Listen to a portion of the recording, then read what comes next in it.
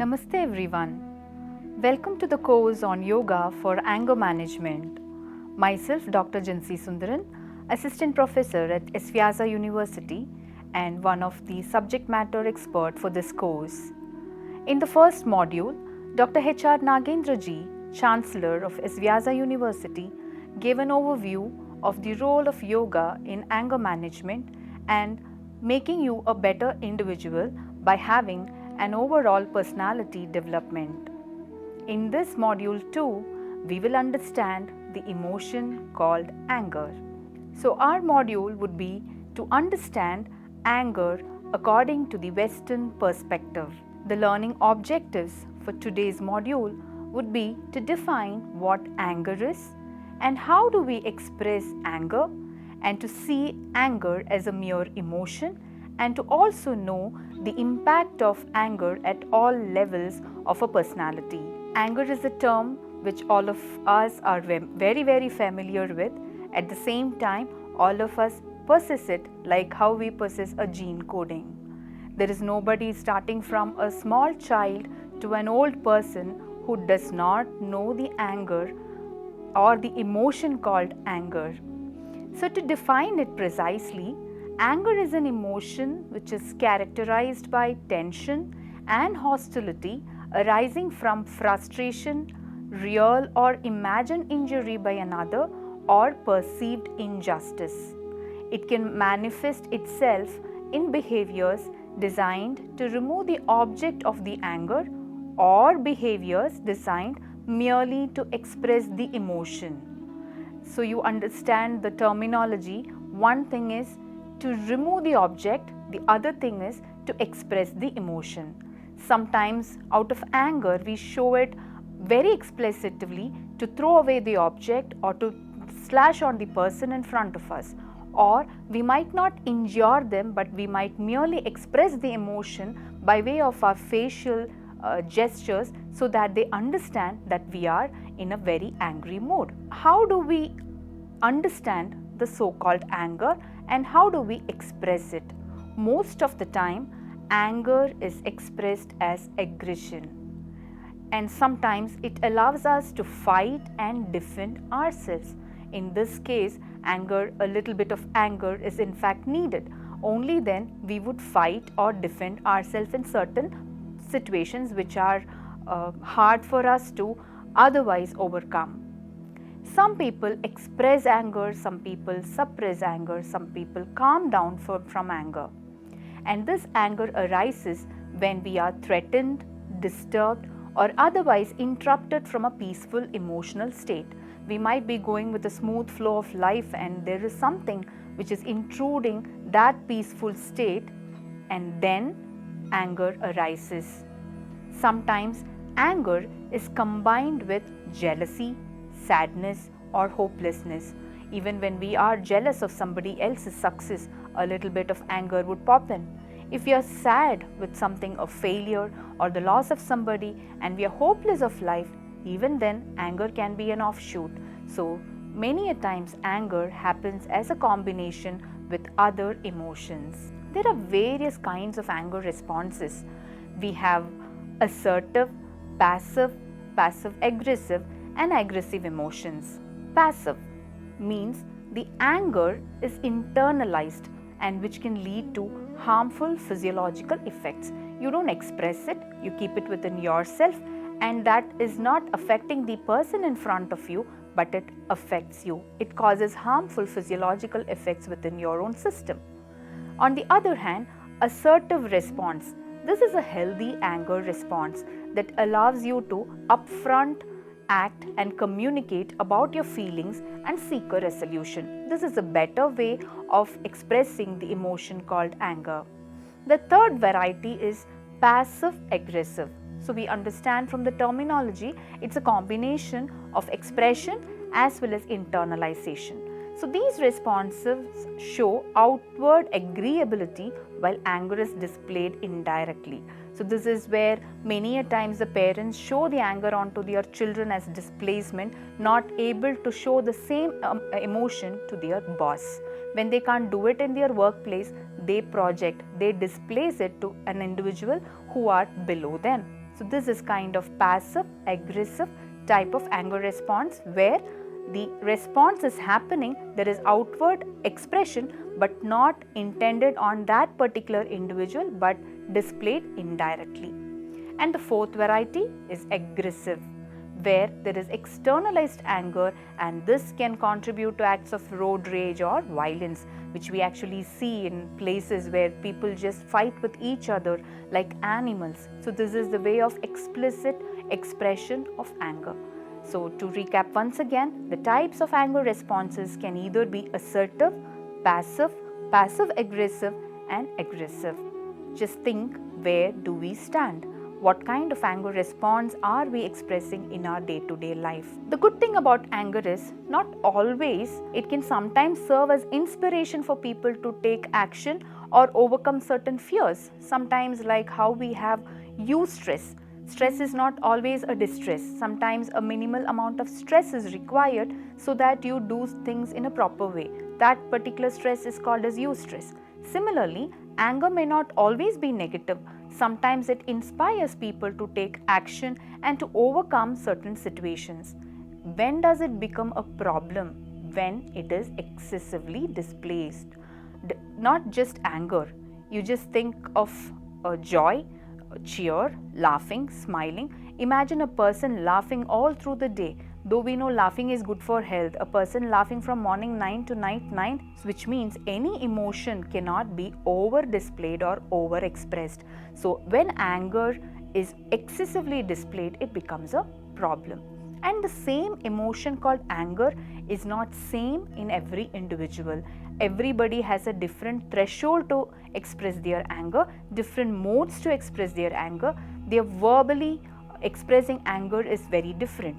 So, anger is not same in everyone, and this is considered as a very normal human emotion, but healthy expression is needed, and that is why we are in this course on yoga for anger management, to know how you can divert it, how you can express it healthily, how you can calm down yourself and act intelligently. Expressing anger healthily is very, very important for a person's mental health. Who causes anger? This is a question we ask to ourselves many a time. We always have a habit of pointing out at people, telling that he causes, she causes, they caused it, the rules caused it. We always have an external influence for anger, but every time it is not the same. Sometimes anger also has an internal influence. So who causes anger? We have two components. One can be an external influence and the other can be an internal influence. Also, this comes as a secondary emotion to replace other emotion. For example, a student who comes from a below poverty line family status might show anger to their parents because they are not able to cope up with the status of the colleagues of his or her own classmates. So the emotion of that helplessness is shown out as anger. So many a times anger is shown as a secondary emotion to replace other emotions. Also, sometimes anger is to protect ourselves from a perceived attack. A person who acts a little angrily can prevent them from another person attacking them. And sometimes anger is caused as a response to a frustrating situation. To overcome that frustration, anger outburst is sometimes required. So who causes anger in us? It can be we ourselves due to our internal influences, it can be external influences, it can be to protect yourself from a perceived attack, it can be a response to a frustrating situation, or it can be to replace other emotions. Now, what causes it? Why should you be frustrated? Why should you be at fear? Why should you be hopeless? Why should you have it as a secondary emotion? Sometimes there are some important causes which can lead to anger in our day-to-day life. One thing can be dealing with the loss of a loved one. There comes a lot of hopelessness, insecurity, your attachment, it gives you grief and pain. So that can cause anger. Losing a job, of course, can lead to anger because you're not able to meet the ends. Sometimes going through a breakup can lead to a lot of frustration and an offshoot of anger. Failing at a job or a task, being fatigued, getting into an accident or some kind of disease or deformity. Say, for example, a person has to lose his limb because of some of his chronic illness. There comes anger because he is no more able to take care of himself or his family. So that frustration can lead to anger as an outburst. So these are some important causes of why a person gets into over displayed anger. See, whenever we are talking about managing anger, it is not making you completely angerless. It is to understand how healthily it can be expressed and what are the possible ways that you can express anger in a way that it does not harm you as well as the society. A minimal amount of anger may be required for survival, but the over-expression or overreaction by the body is what we have to control. So because expression of anger can happen just verbally by raising their voices, insulting, blaming, criticizing, or it can happen non-verbally, which is very dangerous, by frowning, scowling, clenched jaws, fist, and you lash out on another person or object, which may cause physical damage to others or themselves. So these various kinds of expression is what we are supposed to cater into and control it by way of having some kind of management techniques. Now let's see anger as an emotion. Anger is an emotion like any other emotion, like joy, love, sadness, depression, surprise, happiness, because emotions are something which is very well displayed in today's world. Everybody uses plenty of emojis. If you just open your WhatsApp, you see a lot of emojis. We don't even know what are those emotions. Previously, we were only acquainted with the Navarasas. Now we have 90 rasas or 900 rasas. So anger itself is an emotion which can be displayed in various ways. And no other emotion is as powerful as anger to bend the behavior of another individual. Sometimes scolding works, sometimes a lot of anger displays works than love working. I think these days anger is much more prevalent and people use anger as a tool to bend the behavior of another individual. But one great thing is we don't express anger instinct like animals. For animals, anger, then yeah, they jump on you, they smash you, they kill you, they eat you. So, but we don't use anger as an instinct like animals. We have repressed anger. Sometimes we don't show it, but it might be boiling inside you and this emotion is shown elsewhere, or you internalize it and keep it as a repressed emotion. But what is the problem with this repressed emotion? Because many a time the person whom you meet or speak with may not show anger, and you might admire them for their personality because they don't show anger at all. That doesn't mean that the person is devoid of that emotion. The only good thing is the person is not expressing it in public ways or in a way that it hurts other people, but then they might have it as a repressed emotion. And this repressed emotion would create a ripple effect in all walks of life, say relationships, career, education, and even in the longevity of that individual. They might end up in some kind of disorders, some kind of ailments, pains and symptoms which may hamper their quality of life and put them into some kind of chronic disorders. So anger as an emotion, if you see superficially, it is like any other emotion. But if you really get into the emotion called anger, once expressed, it has different effect. Once not expressed, still it has some effect. It is like a dual edged sword where expression as well as repression is going to give problem either to you or to others or for both. Now, what is the impact of this anger? If you see the generalized impact of anger, it has both good effects as well as bad effects. Good effects in the sense, if used correctly, then anger can release the tension. It can energize you.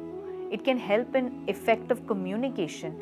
It can resolve some kind of hidden conflict and the so-called cold wars. It can provide new thoughts. It can alert you to different kinds of threats, and it gives you some information to introspect. These days, I think you would have come across something called as rage rooms. There are many cities where rage rooms are very recently opened. If you do not know what it It is a room or like a restaurant where a person can go, pay and display his anger to any objects which is placed there, like a menu card. You might start with a dessert, you might you might start with a starter and you might end with a dessert. You can use different dishes as per your choice. Like that, when you go to a rage room, you can choose to punch, you can choose to smash, you can choose to break the objects. So you pay and you can release your tension by smashing, thrashing, breaking, punching, or whatever kind of emotional expression of anger you require. This is that because people are not able to express their anger onto their higher officials or their parents or children, we choose a place to display the anger. Though this may not be the right way to manage anger, but there are places because people started recognizing that anger should be expressed in some way that does not harm people, because even suppression of anger is a problem. So if used inappropriately, if inappropriate anger is expressed, then it would disrupt one's life. It can control one's thoughts, it can ruin your relationship, it can cause pain both psychologically and physically, it can cause health problems, it can cause emotional disturbances, and it will leave a negative impression of you in the society.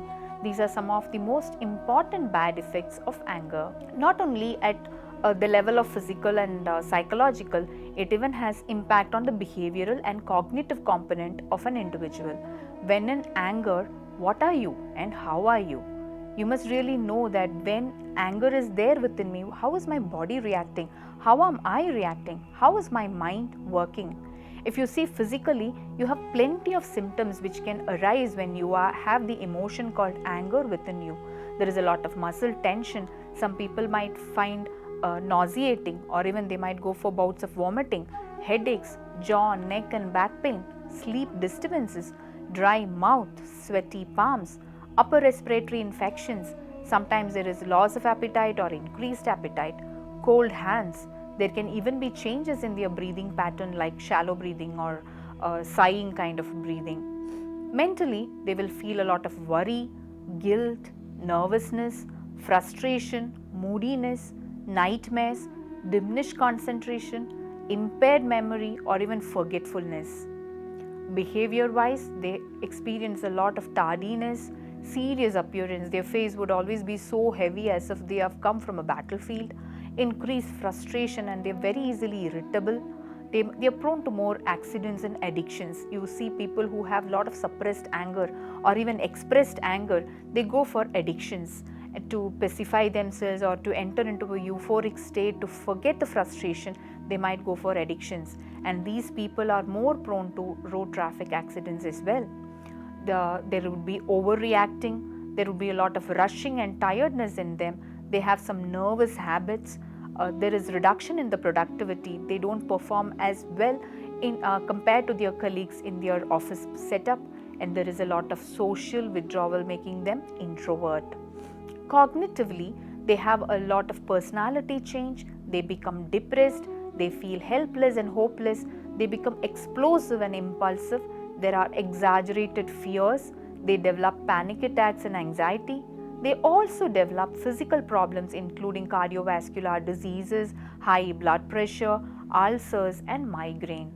So just see that one emotion called anger, if not displayed or expressed healthily, or if it is too much in you where you're so sensitive and just a small spark and you get agitated, how many complications it brings into you at the level of physical, mental, behavioral and cognitive dimension. Having said all these impact, just ask yourself, is it needed to manage anger? Do I actually show my prestige or self-esteem to people?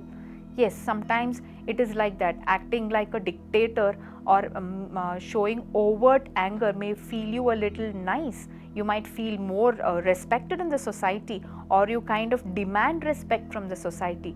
That might boost your self-esteem. But the self-esteem boost alone is something which you have a placebo effect, but internally it causes a lot of problem which we actually saw right now at the level of physical, mental, cognitive and behavioral level. And in the society you would be like a black sheep. You would be a person who would be spoken behind the back. There would be a lot of negative comments upon you, and as a personality you're not going to be a pro-social human. So should not we actually manage anger? That is a question I put to you right now. Is it a need to manage anger? And the options for you are yes, no and maybe. What would you tick into? It is mandatory that we should check the box of S, because it is needed to manage anger in a right way. If not, anger would be a pain to you, pain to the near ones and pain to the society. So we should manage it. How do we manage it? Telling that please don't get angry. Anger is a problem for you and the society. Will it work out? No. Taking some pills, whenever you feel a lot of anger towards your children, your workplace, your bosses, your teachers, your students, popping in some pills, then anger subsides. It's not going to work out.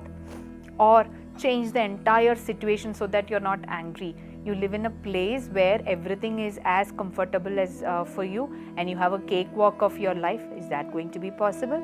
Can you change the rules? Can you change the norms? Can you change your targets? Can you change your children? Can you change your parents? No. You can't change the situation there. Then how do we manage it? We need to have managing at the 4 levels: physical, psychological, behavioral and cognitive level, because the impact of anger is at all these levels. Of course, then the management also should happen at all these levels, at the body level, mind level, spirit level, soul level, emotional level. So who can give you a one-stop shopping for giving a management at all these levels in your body and mind? Do you have anything which is as relevant, as scientific as yoga, the body, mind and soul level? And that is why we are here in this course of yoga for anger management, because yoga is a system which acts at all the levels of your existence. I would not tell all the levels of your body, because it's not just acting at the body level, it acts at the existence level. So you have the effect of yoga at the body level, the mind level and the spirit level. It changes your cognition, it changes the waves of your brain, it changes the physiological processes, it changes your cognition. So yoga is an effective tool to manage anger. And in our upcoming modules, we would be acquainting you with more knowledge about anger, its impact, and what are the different theories of anger, and where do we get these anger from, what is the science behind anger, and what is the neurology behind anger. We would be learning all these in detail. Plus, how is yoga having an impact on anger at all these neuroscience levels or cognitive levels, or based on the different theories, how are the different dimensions of integrated yoga practices will give a positive impact on controlling your anger. So a perfect blending of yoga knowledge and the knowledge of anger is what we would be going through in the upcoming modules, and enlightening you on why you are taking your course and make you surer and confident to take this course further. Because holding on to anger is like drinking poison and expecting the other person to die.